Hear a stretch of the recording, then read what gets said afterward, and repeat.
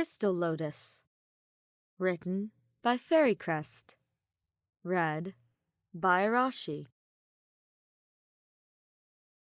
Today is Tignhari's birthday, and although Kaveh loves his best friend most in the world, he wasn't planning on spending the day with the man. He wanted Tignhari to reserve that day for Kaveh and Cyno, and although he won't be able to spend the day with his beloved BFF, he was opting to prepare a gift that he and Alhaitham would buy, only to be surprised when he finds his friend's spouse, who is also his friend, outside their door with an invitation in hand for dinner. Are you sure about this?"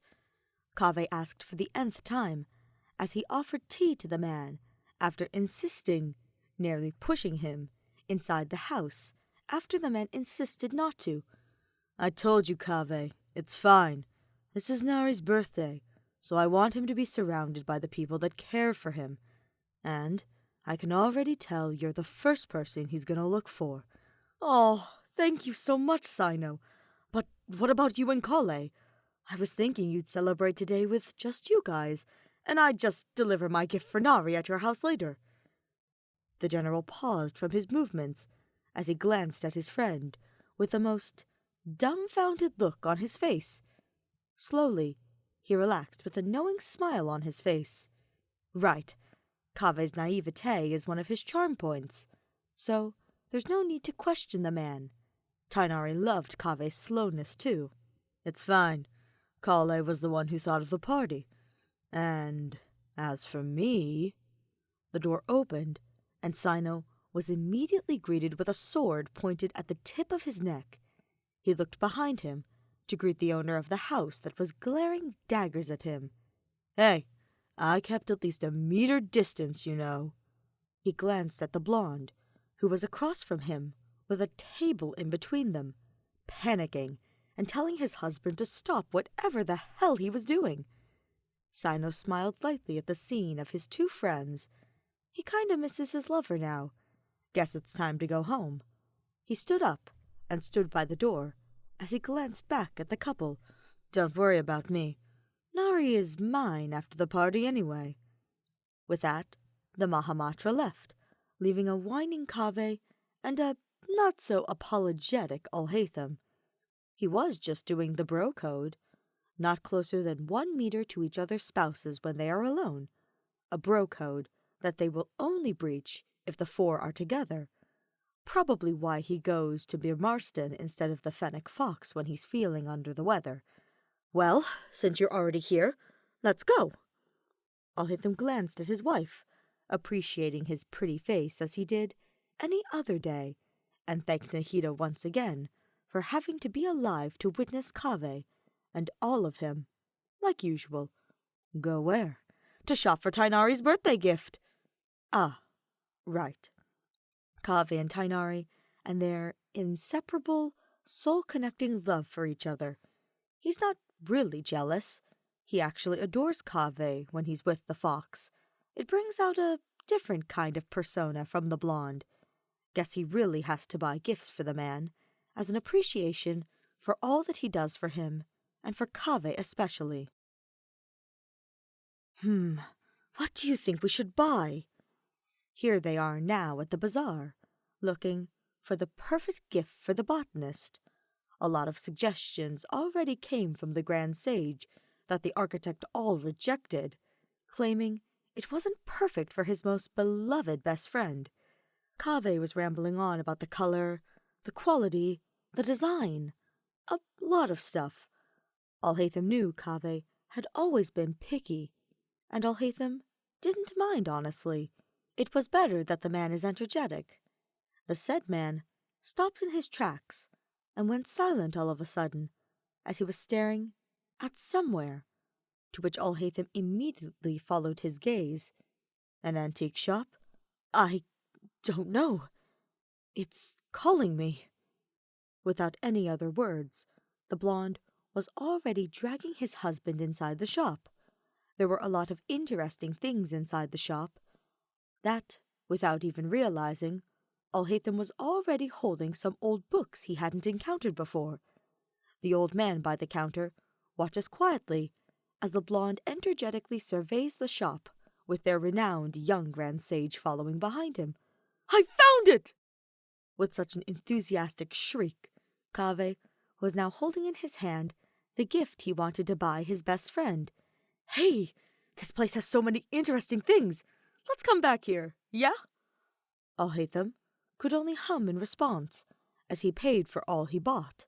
Books, accessories he found cute for Kaveh, a few items Kaveh fancied, and of course, the gift for the fennec fox. With a cheery goodbye to the old man, the two left, leaving the quiet old man at the counter with a small smile on his face as he watches the youthful couple lovingly walk away. Happy birthday, Tignhari!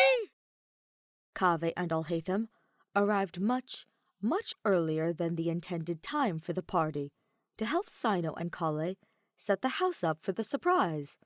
And much to the two's expectation, preparation with Kaveh around was much smoother and, most especially, made the venue eye-pleasing. And as many guests arrived, they waited for the forest ranger to get home from his patrol to surprise him. And he was so surprised, he stood there at the door, looking confused and lost. "Nari, today is your birthday. Did you forget, love?" Sino was the first to approach the man, greeting him with a peck on his hair. Upon hearing this, the fox turned his head to look at the calendar on the other side of the wall. "He's right. It was his birthday. I forgot," the man said sheepishly, as he rubbed the back of his head with a small smile. "Then once again, happy birthday, Tignhari!" Kaveh, this time, greeted once again with a smile on his face, as he approached the fox with a big hug and smothered his face with kisses. The hug was immediately reciprocated, as the two giggled like idiots in each other's embrace, as their spouse took the opportunity to grab their phones and snap a series of photos for such an adorable scene.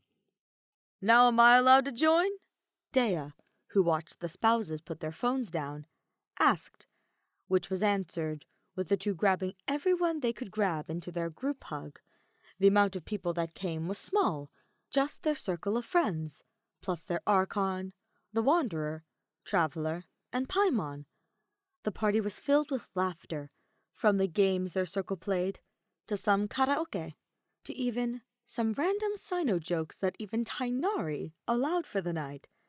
Tignhari's house was filled with laughter at this point, and it was even more fun during the present opening. And boy, Tignhari received a lot. A bib from Dea and Candace, a stuffed toy from Nilu, a baby blanket from Farazan, a baby rattle from Kale, and even Razor, Sino's brother, who was staying in Mondstadt, sent a gift, which were pajamas for an infant with the words, "Uncle is ready for you," in all caps. Lisa probably fed words into the younger man's head again. Lisa also gifted Tignhari a frilly hat, too small to fit any adult, and it was embroidered with the words, "Aunt Lisa and Aunt Jean hope it's a girl." Am I, missing something? Kaveh, who was staring at the mountain of baby gifts, stared, teary-eyed at his best friend. "Are you pregnant? Oh, God!" Tignhari held the urge to roll his eyes. "Of course not! Then what is all this?" Kaveh, who was actually holding back tears, asked, as he held the pajamas from Sino's brother. "It's exactly what it is, you adorable bitch. It's them hoping for another kid in this house." But me and Hay's present." With a small pout, Kaveh offered his gift, which was gently snatched by the fox with a thank you. The box was not small. It was medium-sized, and when Tignhari unwrapped the neatly covered box, he was greeted with not a normal box, but a glass box, housing a crystallized lotus the size of Nahida's palm. "What the fuck?" Tignhari could only trail off, as he gently turned the glass transparent box and the crystal lily inside it. "It's not for a kid." Deo whistled upon seeing the gift, a gift that screamed nothing but Kaveh coded. Even Kale gasped in awe at the gift. Yeah. Tignhari trailed off as he placed the gift on the table beside Sino's gift, which was an entire set of accessories that'll last him a lifetime. It's not for a kid. So give me one. Huh? You heard me. At this, Tignhari tackled the blonde into a big hug. Give me a nephew or a niece. Anything is fine. I want one. What the? You should wait until your next birthday, Nari. That can be arranged. Kaveh could only gape at his husband and best friend making an agreement. Then I want one too. Kaveh pouts. I want a collie number 2. This discussion became a new betting game for the people inside the party. Which one will give them a baby to babysit? The party ended, and everyone already left to go home, leaving Sino, Tignhari, and Kale in their abode. Sino just tucked the girl into bed as she fell asleep on the couch. Tignhari, eyeing the gifts he received, as he gently touched the gift Kaveh and Alhaitham gave him. Did you enjoy your birthday?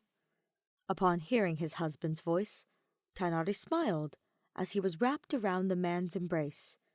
It was one of the best I've ever had. You're really fond of that gift Kaveh gave you, huh? Yeah, it was a promise. A promise? Curious, Sino glanced at the glass item with a confused look on his face. Yeah, Kaveh once promised to give me something made of glass, if, and only if, the two of us are for sure happy. Why? Why something made of glass precisely? Sino could now remember all those days where the architect gave the botanist things during his previous birthday, and none of them contained glass.